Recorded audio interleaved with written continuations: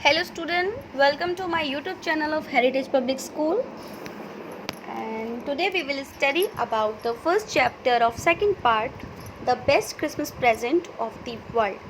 And in this chapter मैं आपको already first part पढ़ा चुकी हूँ जिसमें हमने वॉर और फुटबॉल तक पढ़ चुके हैं। जब जर्मन्स और इंग्लिश जो हमारे वॉर है वो दो देश के बीचों में था, एक जर्मन एंड एक हमारे जो ब्रिटिश हैं, आपस में जब मैच खेलते हैं तो वहाँ वॉर की जगह आपस में जब मैच खेलते हैं तो जो दूसरी साइड से, जब जर्मन की साइड से जो कैप्टन है वो हैंस वुल्फ जो हैं, जब मैच चल रहा होता है तो मैच के दौरान होता क्या है कि हैंस वुल्फ मैकपर्सन से कहता है कि कितना अच्छा होता अगर दो देशों में युद्ध की जगह फुटबॉल मैच के थ्रू अगर फैसला हो जाता हार जीत का। तो चलिए अब हम उससे आगे पढ़ते हैं। The celebration after the football match all the drinks and eatable were consumed. Football match finish होने के बाद सब लोग खान पीना स्टार्ट करते हैं और इन्जॉय करते हैं। Now it was the time to part, और अब समय आता है एक दूसरे से जुदा होने का। Hans Wolf salute Macpherson and walk away slowly and unwillingly. जो हंस वुल्फ होता है वो मैकपर्सन को सैल्यूट करता है और बहुत ही शांत तरीके से अपनी बिना इच्छा के वहाँ से चला जाता है। That night the German word here singing a carol. उस रात जो हमारे जर्मन्स होते हैं वो एक बहुत ही प्यारा म्यूज़िक सुनते हैं, एक जिसे हम कैरोल कहते हैं। The English soldiers replied with the rousing chorus on another carol. Then उसके बाद जो हमारे इंग्लिश सोल्जर्स होते हैं वो रिप्लाई में, वो जवाब में एक दूसरा कैरल या म्यूज़िक स्टार्ट करते हैं या सुनाते हैं।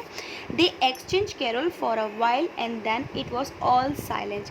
फिर उसके बाद वो आपस में एक दूसरे को म्यूज़िक सुनाते हैं, तो काफ़ी देर तक ये सिलसिला चलता रहता है और उसके बाद सब कुछ एकदम से शांत हो जाता है।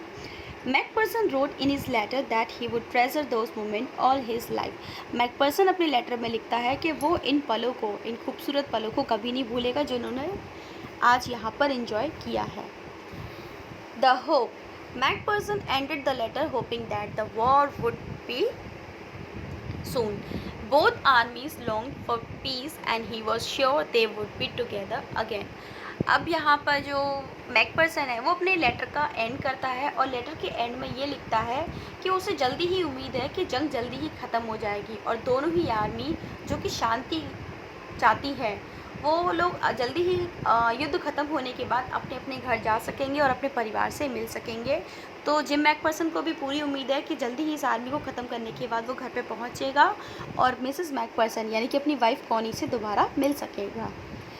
अब यहाँ तक हमने पढ़ा स्टूडेंट्स, तो यहाँ तक जो लेटर है उसका एंड हो जाता है, यानी कि जो हमारा लेटर लिखने वाला है वो जिम मैकपर्सन है और इस वक्त जो हमारा लेटर पढ़ रहा है वो हमारा ऑथर है। ऑथर हमारा इस लेटर को पढ़ने के बाद अब कुछ और डिसाइड करता है। The burned house having read the letter the author put it back in the envelope. जब लेटर को हमारा ऑथर पढ़ लेता है तो इस लेटर को वो वापस एनवेलप में रख देता है। He decided to give the letter back to whom it belonged. वो ये डिसाइड करता है इस लेटर को पढ़ने के बाद ये लेटर उसके पास जाना चाहिए जिससे ये रिलेटेड है। The address was of Bridgeport Dorset. जैसा कि एनवेलप पे एड्रेस क्लियरली लिखा था ब्रिजपोर्ट डॉर्सेट, तो वो वहाँ पर जाता है।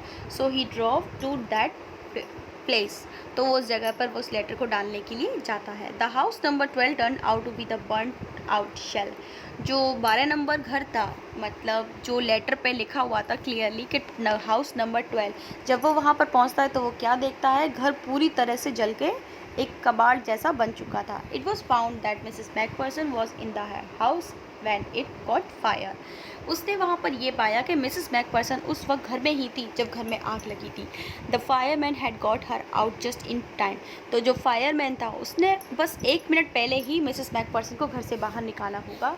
She was 101 year old, now she was in a nursing home. इस वक्त वो 101 साल की थी और इस वक्त वो एक नर्सिंग होम में थी। नाउ मिसेस मैकपर्सन, तो अब हम मिसेस मैकपर्सन के बारे में पढ़ेंगे। जब ऑथर हमारा उनसे मिलने के लिए जाता है, the author went to the nursing home. जो हमारा ऑथर है वो उनसे मिलने के लिए एक नर्सिंग होम में जाता है। ही मेट ए मैट्रन, वो एक मैट्रन से मिलता है वहाँ पे। She told the author that Mrs Macpherson was rather confuse that day. जो मैट्रन होती है वो ऑथर को ये बताती है कि उस दिन मिसेस मैकपर्सन कुछ कंफ्यूज सी थी। They had put her in a conservatory, उनको कंजर्वेटरी पे रखा गया था। The author found Mrs Macpherson sitting in a chair. जो हमारा राइटर होता है वो मिसेस मैकपर्सन को पाता है, मिसेस मैकपर्सन को एक व्हील चेयर पे पाता है। Naturally she looked up the author vacantly but her eyes lit up when he called her Connie and gave her the letter. वो राइटर की बातों को बहुत ही वैकेंट तरीके से सुन रही थी, बहुत ही खाली तरीके से सुन रही थी, पर उनकी आंखों में चमक तब आई जब राइटर ने उन्हें कॉनी पुकारते हुए जब उनका लेटर उनके हाथ में रख दिया। He told her how he had got the letter. उन्होंने, जो हमारा ऑथर है, उसने मिसेस मैकपर्सन को बताया किस तरह से उसने इस लेटर को पाया है। But she was not listening to him, पर वो उनकी बातों को नहीं सुन रही थी, वो उनकी बातों को नहीं सुन रही थी। But her eyes she reach out and took his hand. वो उसकी नज़रों तक, अपनी नज़रों को उस तक पहुंचाती हैं और उसके हाथ को अपने हाथों में ले लेती हैं। Her eyes were filled with tears, उनकी जो आंखें थी वो अब आंसुओं से भर चुकी थी। She felt that her gym had return, उन्हें ऐसा महसूस हो रहा था जैसे उनका जिम मैकपर्सन वापस आ गया हो। She said that her gym had kept his promise, उन्होंने कहा कि जिम ने अपना प्रॉमिस रखा और अपने प्रॉमिस के साथ ही वो घर पे क्रिसमस ईव के दिन ही लौट आया है। She made him seat beside her, उन्होंने ऑथर को अपने पास बिठा लिया। शी किस्ड हिज चिक्स, और उसके गालों को चूमा। She talked long and lovingly to him, इसके बाद उन्होंने काफ़ी देर तक बहुत प्रेम से उसके साथ बातें की।